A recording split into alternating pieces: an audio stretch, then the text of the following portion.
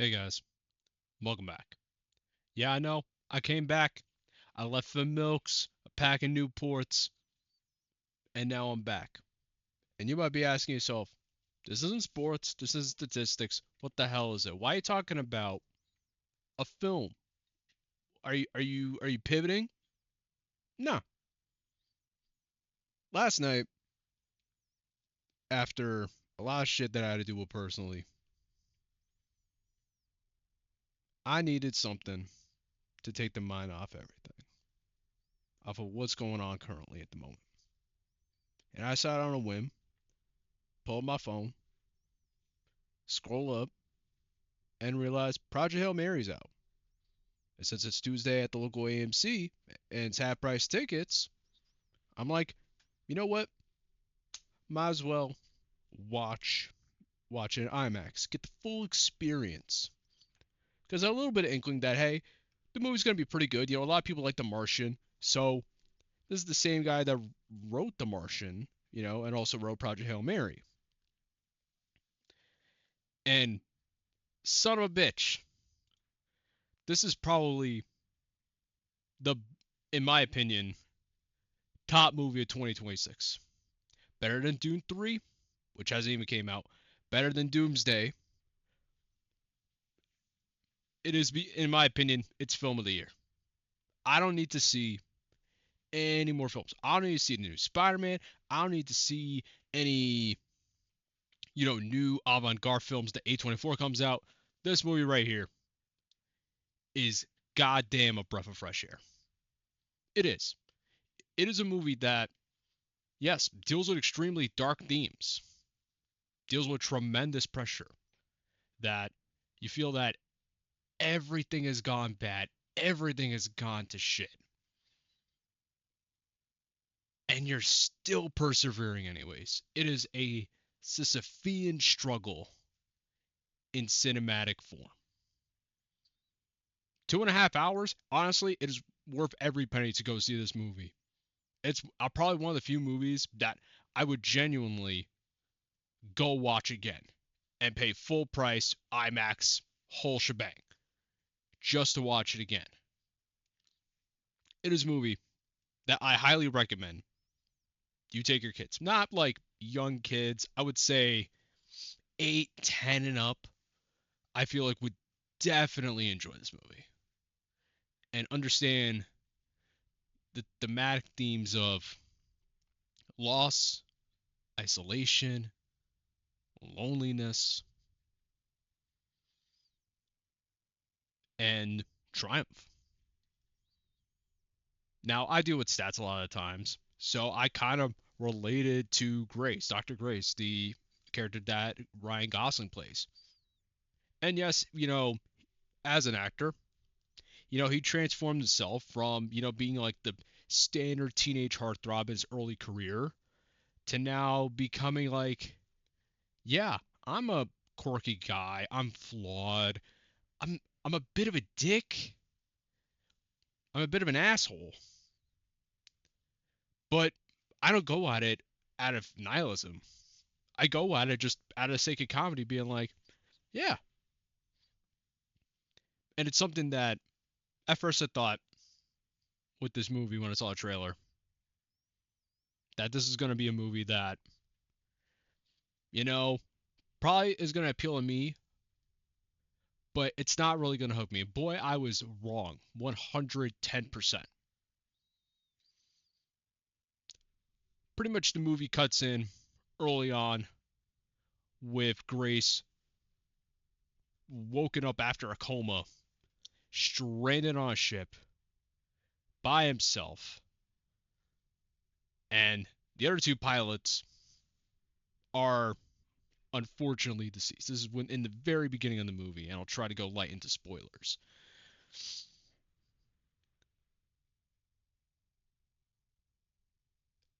And you see Grace going back and forth from when he's currently on the ship, light years away from his home, in the middle of the vastness of space, trying to develop a solution essentially to the sun dying. and they go to a nearby star that essentially is able to be resistant to whatever the hell is going on that's affecting every other star around the area, including our own. And at first, he's solving problems, with the security guard.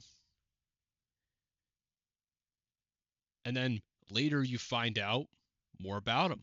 That he's a bitch. He's a coward. He's not the heroic type of person that the ideals, and is even explaining it to the main actress, uh, the main actress role, who's like head of like some secret dark water project. And he's like, I'm not that guy. I know you think I am, but I'm not. I'm stranded by myself in the vastness of space, and you're telling me to solve something involving 8 billion people by myself with a laptop, whatever stuff we have in the ship, and now another ship, and you're telling me to solve this problem. I would have been shocked if within the first hour, Chris would be considering suicide. Because it fits his character. He's a pussy, he's a coward, but he tries his damnness to go, hey, I can do this. I may struggle, I may stumble, I may fall. It is something that has been ingrained through cinema and through a lot of stories, but I'm able to persevere. It is a story of perseverance, it is a story of trial and tribulations that, in my honest opinion, is probably the best I've seen in a very long time. And frankly, you know, it's accessible to everyone.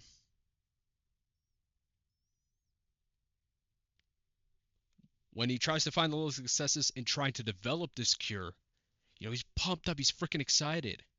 I mean, hell, in the beginning, when they first discover what it is from the sun, from Venus over to Earth, he thought, "Oh, this is probably new life." Then he kills it, goes on a bit of a rage, going, "God damn it." And I feel that. Whenever I'm stuck in a problem and I can't figure it out, I lose my fucking shit. And then later, after research and figuring out and maybe just trying to think outside of my normal line of thought, I solve it and I get so fucking pumped like I just solved the cure for cancer. These little things just make the character so relatable. Way more than Ryan Gosling's usual style of acting over the last couple roles. When he was in Nice Guy, when he was in, to an extent, Drive, Blade Runner, Barbie, to being like this, to being a very relatable guy outside of his role. And he even said that in an interview that, yeah, they tried showing me all these math equations. I don't know shit about math, dude. I just looked at squiggle. I'm like, okay, squiggle, squiggle, n squiggle equals infinity squiggle, 1 + 5 equals the square root of theta, some shit like that. And he essentially pulls off an amazing character. And then I'm gonna look this little guy up right now.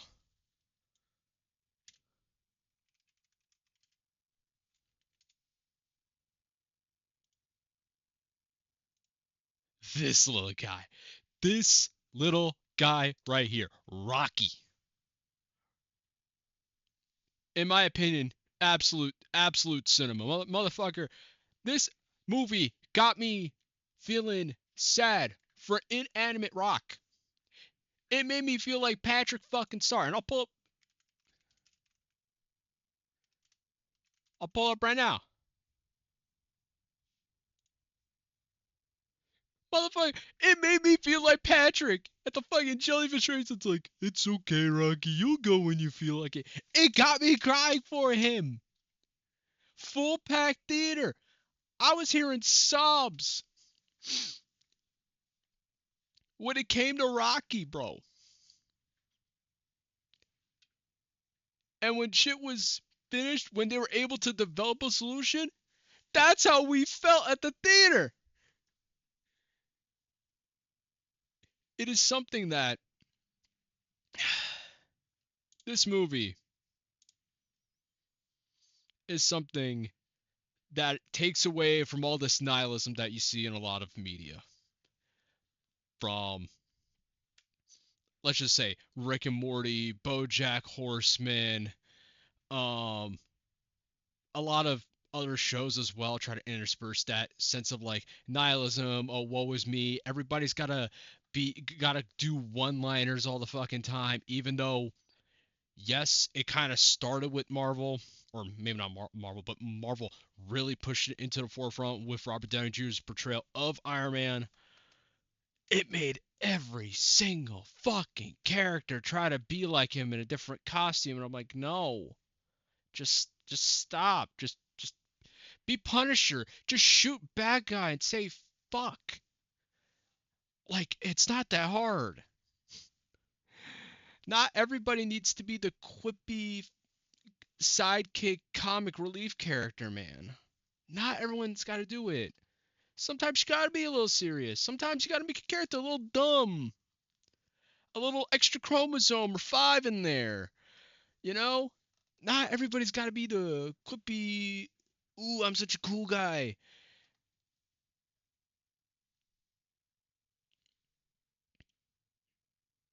And I would say this movie, man. There's a lot more I can say with this movie, but I will say this. It is something that I would say go watch in IMAX. Go watch in IMAX, or hell, you could even watch it in digital. Honestly, that's totally fine. And if you can't afford it, let's say, money's tight, you can't afford to watch this movie. Wait till it goes on streaming. Or if you don't have a streaming service, because even that's too expensive and there's almost nothing to have in the catalogs anymore. Thanks, Netflix. Um, it'll probably be on Prime. Honestly, I would say while it would be perfectly fine to pirate this movie, I wouldn't condone it because it is so fucking good. It is a genuine 10 out of 10 movie. It is like Rocky, a fucking gem. A gem. This movie, this isn't a CGI slot fest. Everything is practical. And my God, it is something that strikes a chord into the feeling that everybody has. This isn't just an American thing. This is a worldwide thing over the past 5, 10 fucking years of this nihilism, who cares? The world's ending. Let's masturbate. Fucking everything's gone to shit. And this movie says, okay, everybody's got problems. Let's solve them one at a time. Everybody can solve their own problems. Everybody has an issue, whether it be physical, whether it be mental, psychological, whether it involves relationships, your job. This movie pretty much says just go fucking do it. Just go fucking solve your problems. It's not going to go away. You're going to have bumps on the road, but that is the trajectory of solving it is. You're going to face bumps in the road. Hell, my major bump in the road is I'm trying to find a solid job. But I'm still working at it. Is it going to be tough? Absolutely. But I know when I get out of this, bro, I know when I make it to the very end, when I got my little Rocky boy right here, I know I know I'm gonna make it outside laughing. And to be honest, it's not gonna be a Hail Mary to me because it's just gonna be guaranteed. And yeah, that's my honest review of the movie. Isn't like every other movie reviewer where they go through the story and the beats and the movie and everything. This is just coming from a guy that just doesn't know what the fuck he's doing half the time. And to be honest, that's kind of okay. But yeah, if I were to give it a score, bro, 10 out of 10 overly inflated balls used in the NCAA tournament out of 10. So yeah, have fun. Go do your shit. Anyways, I'm out.